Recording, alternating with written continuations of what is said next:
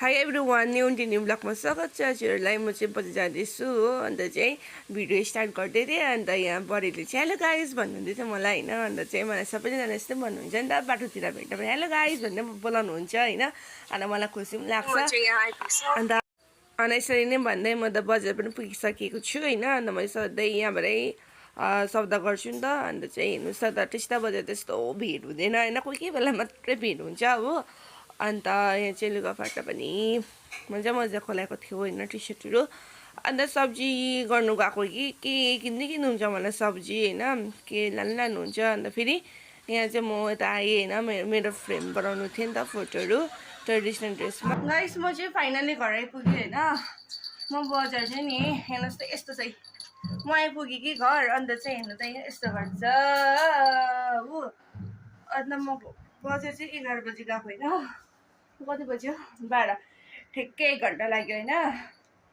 हत्तु भयो। अन्त मैले चाहिँ मेरो आफ्नो फोटो लेमिनेसन यस्तो गरेको थिएँ होइन। हेर्नुहोस् ल, तपाईँहरूले देखाउँछु मैले।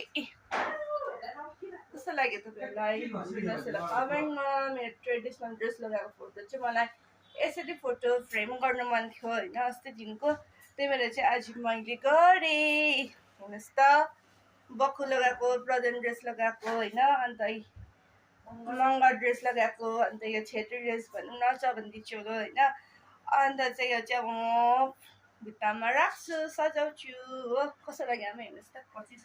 अन्त मेमोरिज पनि हुन्छ होइन। अन्त चाहिँ मलाई पुरा इच्छा थियो नि त ट्रेडिसनल ड्रेस उयो गर्नु, लगाएर चाहिँ फोटो फ्रेम गर्नु। र चाहिँ आज मैले गरेँ। अब चाहिँ नेक्स्ट विक चाहिँ हाम्रो फ्यामिली फोटो म गर्नेछु होइन। तर पनि मैले यही ड्रेस लगाएको अरू पनि थियो तेरोमा, भैलेनी खेल्दै गरेको मन पर्यो नि त।